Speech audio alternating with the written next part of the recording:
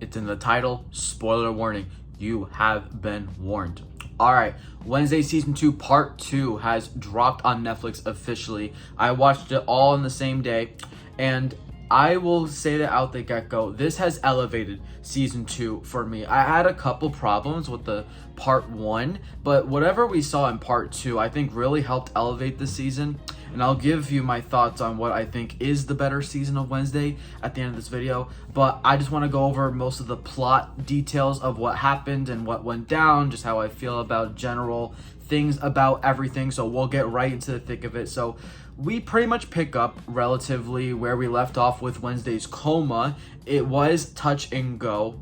I understand Wednesday's the main character, but maybe we could have had a whole episode where she's in a coma and then she gets out of it, so you almost feel the stakes a little bit. She gets out of the coma right away, and it was very touch and go. Maybe it could have helped with the stakes. That's probably like one of the only negative things you're going to hear me say about part 2, because I really liked part 2. It brought so much added lore to this universe, and it elevated Wednesday as a show for me. And right off the bat, we have a reintroduction of a character who passed away. Well, not really passed away. She flat out got murdered by Marilyn. But Principal Weems comes back in the form of Wednesday's spirit guide, which I thought was actually a really nice decision. She came in every now and then to give some advice and just some, I guess, guidance for Wednesday. That's what a spirit guide does. I don't need to tell that to you. But I really liked her re-inclusion back into the thick of things, even from, beyond.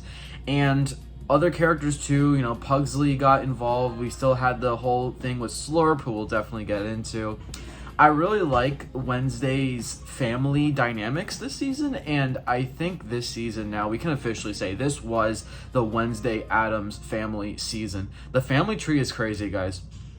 That tree feels like it's ever expanding, and I really liked how they dealt with certain things. Some of the lore drops that we got in the latter half is great. I want to try and go in some chronological order, but it's kind of hard to do that when my mind is just going every which way right now. But I will also say this off the bat. I really like Enid in part 2, and I didn't even really like her in season. I kind of liked her in part 1. It's just like she kind of was frustrating in every couple bits, but this part 2, she won me over again. And I've always liked Enid. She's always one of my favorite characters, which is why I was a little let down in part 1, because I see a lot of potential in her and I like her a lot. And I have to say, guys, season 2 ep 6, that's the episode where they do the whole body swap. It's the longest episode of the show, I think. It was definitely the longest of part 2, which was a runtime of 1 hour and 9 minutes. That is my favorite episode of the entire show, and I'll go that far. It was so fun.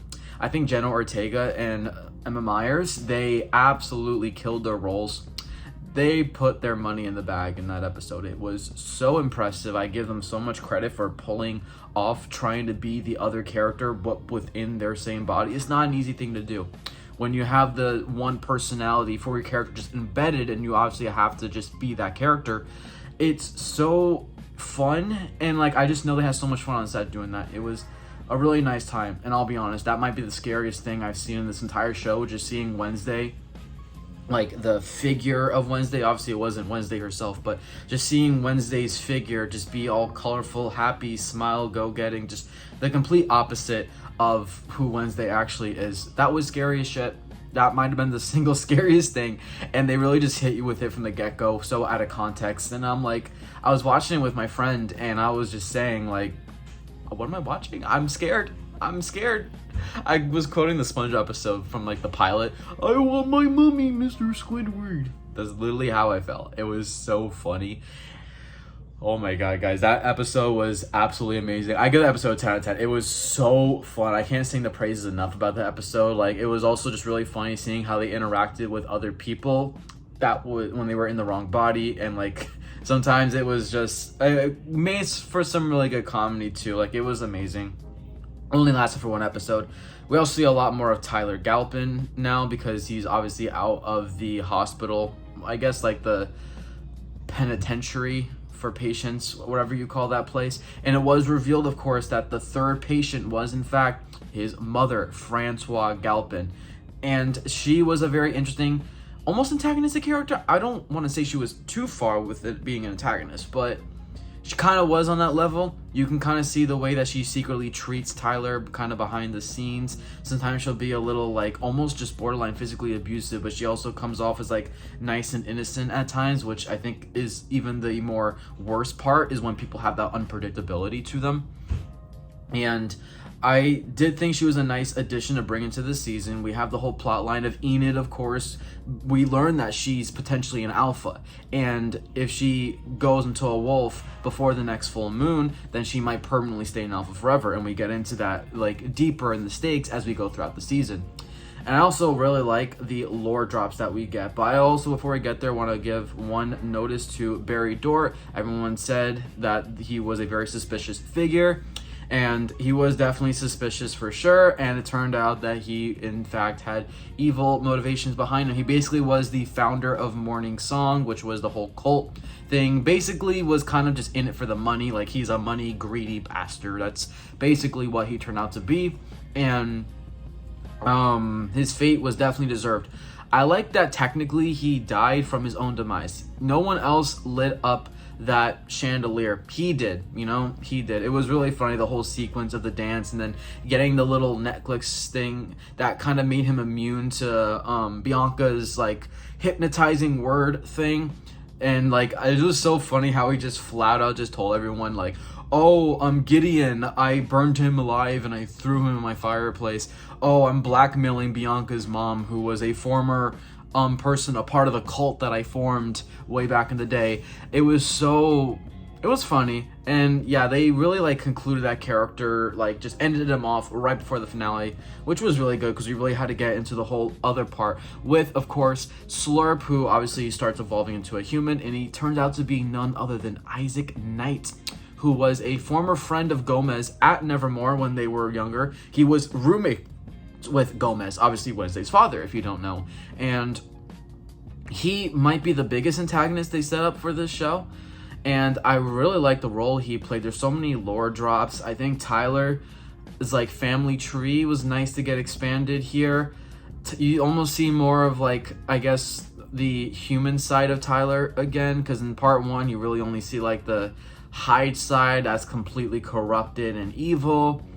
And I'll be honest, like Tyler just saw like Francois and Isaac, who of course we also learned that that's the brother of Francois. So that means that Isaac is Tyler's uncle. So I know we're getting into a lot of family tree lore here, but I'll be honest, guys, that's another thing I want to point out. The Isaac and Francois relationship, they're siblings. I don't know, sometimes they acted a little too much like non-siblings. Like, it felt very relationship tension-y, like couple-esque, and it felt so weird because they're supposed to be siblings. But like some of the movements, I'm like, do brothers and sisters really like are that close to each other? Like, I don't know. It was weird. But to be fair, they're supposed to be weird people. They are a part of the Hyde. Obviously, if you don't know, Francois is also a Hyde member, but it's making her worse, and she's almost gonna have her demise. She's like going to die if this Hyde is still a part of her. So they go to this whole lab that Augustus started on the tower, but there was another part. And that's really cool because when Wednesday and Enid swap bodies, that also allowed Wednesday to fight Tyler, but in the wolf form that comes from Enid's body, which was a really cool thing to see. You also had Agnes come into play, obviously still more. Thought Agnes was still a little... I actually liked her a little more in part two. Like, she came into her own more, and I appreciated that. I think her, Enid, and Wednesday make such a fun trio in this show, and someone compared them to the Powerpuff Girls online, and now I can't stop thinking about that. And there was a really nice dynamic there. I think there's a lot of lower drops, and if you guys don't know, this is getting renewed for a season 3. I'm really looking forward to that because I even watched season 2. I'm like, they can't end it here. There was too many loose ends to be tied up at the end. I think originally it was going to end at season 2, but the show did very well. It got very popular and officially got renewed for a season 3, which I'm really looking forward to. I'm glad this isn't the end of the Wednesday universe. Hopefully that comes out in the next 2 years. I really hope it doesn't take 3 years again. I'm gonna hope for like a 2027 release date, somewhere around there. I think that'd be ideal. And I just really think that this really won Wednesday over for me. I mean, I liked Wednesday when I saw it for the first time, and I really liked it now. It's really good. I want to put one more point. The whole lore drops, the Thing, well, oh my god, Thing I love the reveal that Thing was, in fact, the right hand. I don't literally mean like right hand man. It literally was the right hand of Isaac Knight. He didn't have the hand. And that was like shocking to me because I'll be honest, I didn't even catch on to the fact that Isaac was missing a hand. So when that was revealed, that Thing all this time was Isaac's hand, it was cut off by Morticia when they were in the whole brawl. Because if you guys don't know, in the flashback, it's revealed that he wanted to save his sister Francois, but in saving his sister from the Hive within her, he was trying to use Gomez's electric powers, but Gomez didn't know that he was also trying to kill him, so he was trying to kill him, sacrifice him to save his sister, and that's when the whole brawl happened. He even had his grave preset for him to bury him in, and then he technically died because Morticia and the whole thing exploded, and so they ended up burying Isaac all those years ago, and that's what Slurp transformed into Pugsley's pet, of course. So there's a whole dynamic there. There's just so many lore drops, so many that like it took me a while to catch up every now and then. But they even showed it on screen, like it went to Night and then like cross mixed the words to go to Thing. That was brilliant. I wonder how many people actually thought of that. It was really like, it was nice work. It was nice storytelling. It really was, and I give him a lot of credit for that.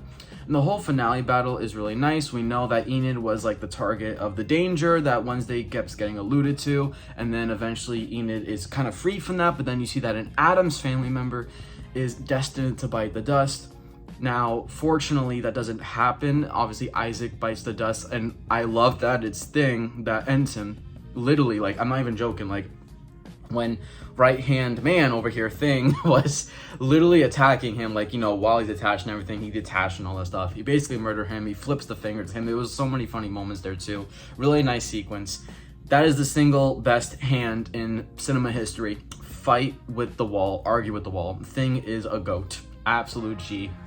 And yeah, overall I give this part 2 a solid 9 out of 10. I really loved it. If we're talking about the entire season, I might give it an 8 out of 10 because I do think part one on its own, I think, was maybe a little like questionnaire, not in a good way, but I really think also part 2 helps part 1. Because obviously you're not supposed to see part 1 and part 2 as their own thing. This is supposed to be one collective season of television, so that's what it's going to be moving forward. So if you just see season 2 as a whole on its merit, guys, I'm gonna come out and flat out say it. I think this is better than season 1 of Wednesday. I'm gonna go that far. Season 2 is my favorite season so far. I think it did more with the lore, it did more with the depth, there's more going on, there's more than just, I guess, one mystery. The Addams family, I think, is at the heart of this show, and it probably should stick that way. And we have some nice things set up for season 3. Like, I have to also mention that Wednesday got buried alive during the whole reveal with Thing, and like they got away. That was before the whole final battle at the clock tower, the Augustus Tower, I think it's called. And Enid obviously is trying to stay away from the full moons because if she wolfs out while it's no longer a full moon and she's an alpha, she's going to stay that way forever. And unfortunately, she had to wolf out in order to dig Wednesday out the grave in time, or else she was going to die because she literally got buried alive. And that's it. And Wednesday was alive, she got saved by Enid, who sacrificed herself. She became a full-on wolf, and it was honestly pretty heartbreaking, but it was really nice that she sacrificed herself in that way because she wasn't gonna be able to dig her out just on her normal form. So that's gonna be a loose end that happened, and that will be explored in season 3. Of course, I think they're gonna definitely expand beyond just being in Nevermore. That was set up. I'm really happy about that. We saw the nice cameo of Uncle Fester once again at the very end of Ep 8. I'm really looking forward to seeing more of this universe. I think there's definitely a lot of potential with season 3, and I'm looking forward to it. I really like this show. I always like when I walk into shows and they impress me, and this one really does. Like, it's definitely like up there with my Netflix originals. I think it does a really good job, and overall, right now, there's a lot more to be explored this universe that can just elevate it that much more. So let me go know what you guys think of Wednesday season 2 down below. See you guys all in the next review or whatever media content I do next. Peace out. One more thing, I didn't even mention Ajax and Bruno, but one thing, I knew Bruno was a piece of shit.